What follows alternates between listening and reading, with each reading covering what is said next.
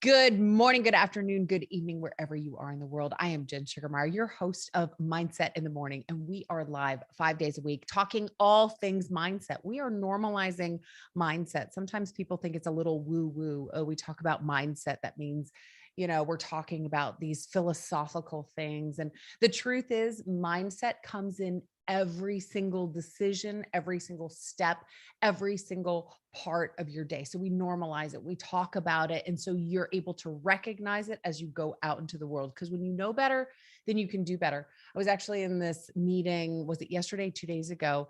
And I was presenting, I'm part of the ambassador, I'm a part of the Chamber of Commerce, and I was presenting to the other ambassadors, what do I do? And you could see a few individuals that had done personal development in the past. And they spoke up afterwards and talked about how personal development has changed their life. They've become better leaders, they've become better lovers, they've become better friends, they've become better individuals because they understand the power of the mind and they understand how to look at life in a way that was counter to what wasn't serving them before. And remember, those are the 4 words. That's the one question, 4 words that I always say you should always be asking yourself is, does this serve me? That will help you as you go out, as you go forth into the world, and as you're thinking, as you're doing, as you're being, as you're going through life. If you're always asking yourself, does this serve me? You're going to find a lot of answers there. So that is Mindset in the Morning. We are normalizing what it is to talk about the mind and how it can benefit you so that you can go out and be the person that you want to be, whether that's the strongest, the best, whatever that is. You can be that person. You get to define it. We get to define, in fact, you are the only one that's responsible for your success, your happiness, your peace, all of the things. So you get to define it. It's you. So if you would hit that like button, hit that subscribe button, because that's the way that we grow this channel. And I love for us to be hearing the message. We want others to hear it as well. And the more likes, the more subscribes we have, the more we're able to reach other people. And that's it. That's what this is all about, is reaching as many people as we can to get a good message out there. So I was inspired by this convention that I worked this past weekend, and I wrote down some things that, I was either going through, or things that I observed, or things that people typically go through. And that's what we've been talking about. So we talked about how to disassociate from the outcome. It was a convention that I was working, and a lot of people, and I know some people flew in and they had expectations of how much they were going to make, and how many people they were going to be able to talk to, and so we learned to disconnect from the outcome, and also just to be present, how to be present in a situation when there's so many things going on. And that's not to worry about the past, not to worry about the future. And today we're going to talk about fear. Fear is something that so many of us deal with. It can cripple us, it paralyzes us, and fear will keep us in inaction because we are too afraid to get out there and put ourselves in action because we're afraid of what's going to happen. So let's normalize what fear looks like. Let's talk about, we're going to go through 5 tips today. Maybe we'll fit in a couple extra if we have time. We'll see how far we get, but we're going to talk about 5 tips for you to get over, not get over. We want to acknowledge when these feelings are happening. In fact, I think it's very powerful for us to feel them. A lot of times we just shove things down and we're like, don't feel that. No, I'm encouraging you, feel all the feels and work through them. Because when we shove things down, it becomes cancer. They're toxic inside of us. And then we just have this thing that's festering and bubbling inside of us, and it becomes something much larger. So we want to address it. And so when we understand how to navigate the mind, that is when we are addressing it. So first, saying, hold on, wow, I am fearful. What am I afraid of? And understanding, asking yourself those powerful questions is going to help you to understand. So, okay, so I did this convention. So there's various things that I could have been afraid about. For example, I spoke on stage, and that's one of the questions that I get asked the most is, are you afraid? Are you nervous? So yes, I very well could be, but no, I'm not. So how is it that some people can go out on stage and they are so completely nervous, and I go out there and I feel good about it? So that's one thing. I've never done a convention before. That can be overwhelming. You know, I walk in and everybody looks like they've done this a million times. I walk in with a little dolly cart that I've dropped the boxes off of 8 times before I got in there. And it's just a little tiny dolly cart. I don't really have any. I went to the dollar store and I got some table coverings. They were pink, they were $1. That was it. I got some dollar bubble gum. That was about it. That was as far as I thought about. And it can be, you can all of a sudden become paralyzed in fear. So let's talk through some of these things. Stay in your lane. First and foremost, stay in your lane. Look, there are going to be people that have opinions. There are going to be people that say things to you. There are going to be people that look at you, that stare at you, that point at you, that whatever. Just stay in your lane. Don't worry about these other people, what they're saying, what they're not saying, what they're pointing at. I was in this meeting the other day. This was not the convention, but I was in this meeting the other day and I asked a question. And it was a new meeting for me. And so I asked some clarifying questions. And the response I got from the individual was, "Oh, well, I know you've been busy. And even though it's in the handbook, we'll go ahead and go through this for you." And there was a little bit of shaming me. And that could keep me from saying things in the future. That could be one interpretation that I have of the situation because the way the woman was coming across. So, what does then my mind just go into? Look, I'm not perfect. I have a million things on my plate. I'm doing the best to keep my head up. This is something I'm volunteering to do. And if I ask a clarifying question and everybody in the room thinks shame on her for asking, then I'm in the wrong volunteer group because I want to be accepted. I want to be in a place where people value me and my time and what I bring to the table. And if I need to ask a clarifying question, that should be received. So I'm not going to allow that one comment to get to me. I'm not going to keep that one comment. I'm not going to allow that to keep me silent going forward because I'm in fear. Because if at some point I keep asking questions, and by the way, it was only this one person that made that awkward comment. And I thought, okay, whatever, I'm just going to let that go.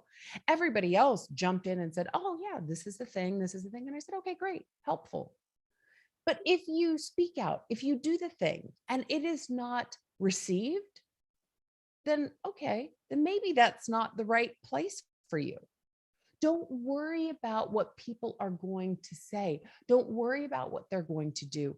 You stay in your lane and you do what's best for you. Then you take the next step after that. It is just one step at a time. We get so paralyzed in fear because what if they say this? What if they do? What if they don't? So get to the next step and then assess. Okay, well, that was just one person. That's okay. I'll get through it the next time. Okay. The entire room is saying, you should never ask questions. You should know it all. Well, then at that point, I would say, probably not the group for me.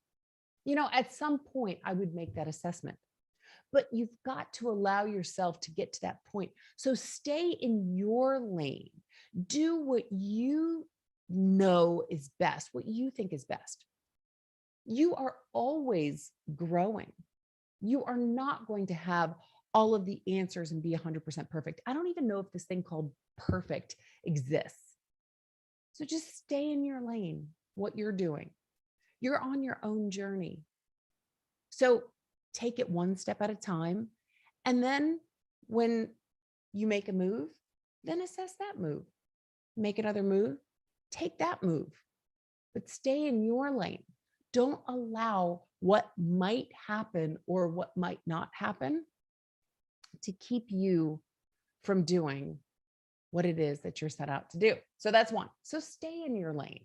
Stay in your lane. Don't worry about all the other people, what they may or may not say. Take that as it comes. But you got to get out there. You got to take one step forward because you're never going to know if you never take that step forward. Secondly, we've talked about this on the show before. Don't compare. Don't compare yourself. If you are comparing, you are doing one of two things. You are either deflating yourself or you're falsely inflating yourself because people are going to be better than you. That doesn't feel good. Or you are better than everybody else. And then you're inflating yourself. So this goes back to, again, just stay in your lane. So don't worry about what other people are saying. Don't worry about what they're doing and don't compare. Everybody is on their own journey, and it is so easy for us, especially when people are successful, when they've reached that success where it's visible. They're on TV, they're a CEO, they've made enough money to buy a large home. There's something visible about their success. And it's easy to compare that. If I was to compare myself, let's say at the start of my career, to a well-seasoned CEO, it wouldn't make any sense. The CEO didn't just come out of college like me and get this job. That's not how that works. You got to work for it. And you don't know the steps that that person took to get there. So why, instead of putting all of your energy into figuring out somebody else's journey or figuring out, how to, compare, and I guess it's not really a sentence, but when you're figuring out everything else versus staying in your own lane. Yeah, we can learn some things from other people, but let's not get obsessed. Oh, this is the one and only way that they did it. I have to do it that way. And sometimes with coaching, you see these programs, it's, this is the one way of doing things. That's the one way that worked for that coach. And then they sell it to you. This is the way you need to do it because it was successful for me. This is how you are going to grow your business overnight because I made this one funnel and it will work for you. This was my one template and it will work for you. It might not. It might not. So let's not put all of our attention into what somebody else is doing. And again, stay in your lane and let's not compare because you don't know the journey it took to get to that person. And you would never be able to emulate. You would never be able to emulate all those steps. So focus on your own journey. Don't compare. It is going to kill your confidence. Be bigger than the situation. Third thing, be bigger than whatever it is that you're doing. Look, when you step out on stage, you are out there giving a message to other people. If you accidentally trip, if you're walking up on stage and you just trip a little bit, you're worth more than tripping, right? You as a human, you are. Be bigger than that. Laugh at it, joke at it. Look, some of these things that happen in our lives, just like that one woman who was sort of shaming me for, I don't know what perfect world she lives in, but I don't live in a perfect world. And I leave my ego at the door. And I didn't for a long time. I didn't when I lived in corporate, which is almost a true statement. When I worked in corporate, I kept quiet a lot of times because I worked with all men and I was afraid of being judged. And so what happens? Then I feel as though I don't have the knowledge that I need to be successful. Then I'm scrambling behind the scenes to figure things out without asking people so they don't think that I'm not smart enough. And so I didn't leave my ego at the door. I was in fear because I was afraid of what they were going to judge or what they were going to say. So I just said, now I'm like, well, look, if you don't like me for asking a question, then we have other things to discuss other than this. Like that, because this is who I am. You accept me or you don't. I'm not going to hide myself. I'm not going to shy away from myself because I love who I am. And I want to make sure that I'm clear and I want to do the best for you. And the way that I do that is by asking clarifying questions. So if you're going to shame me for asking questions, well, shame on you. That's not shame on me. But that can feel like like ouch, and it can keep us quiet. But you know what? It's just a little scratch. It's a scratch and I can get over it. You wouldn't, well, maybe you would, I don't know. But most people don't call into work and say, I can't come into work today, I got a little scratch. So look at all of these little things just like a little scratch. I'm going to learn from that. I'm going to grow from that. That's fine. Noted. And you just learn. You look for the silver linings. That's all. And you move forward. So be bigger than whatever you're stepping into. My value, my self-worth is more than me accidentally tripping or asking a question that maybe I should have known or accidentally forgetting my words on stage or whatever, which I didn't. But to say anything that happens, just be bigger than it. Know your value, know your worth. All right. Know why you're doing something. When you are connected to the why, then it will help you get through. When I go out on stage, I know that I'm delivering a message that other people need to make. It is not, and we're going into the fifth thing here. We're going to merge these two together because we're running out of time. It's not about me. This is about everyone else. That's why I'm doing this. So when we make things about us, oh, it's all if I perform the best. If it's all if I perform the best. What if you said it's all about getting the job done so that it can make an impact? That what I'm about to say, what I'm about to do is going to make a difference in somebody's life. It's going to make an impact. And it doesn't matter what you're doing. You could work in finance and you're doing the budget. You're helping the company that's employing people, that allows people to put food on the table for their family. There is a why behind whatever you are doing. So remember why you are doing it and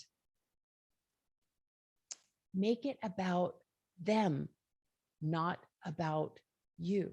Oh, this is a reflection on me. This isn't about you. Make things about other people, not yourself. And yes, you need to take care of yourself. And I'm not saying to never put yourself first.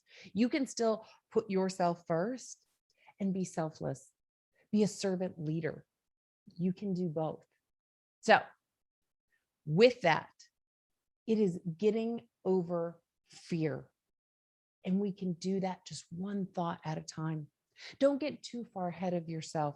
We talked today about staying in your lane, not comparing, being bigger than the situation, knowing why you're doing this and making the situation about other people instead of yourself.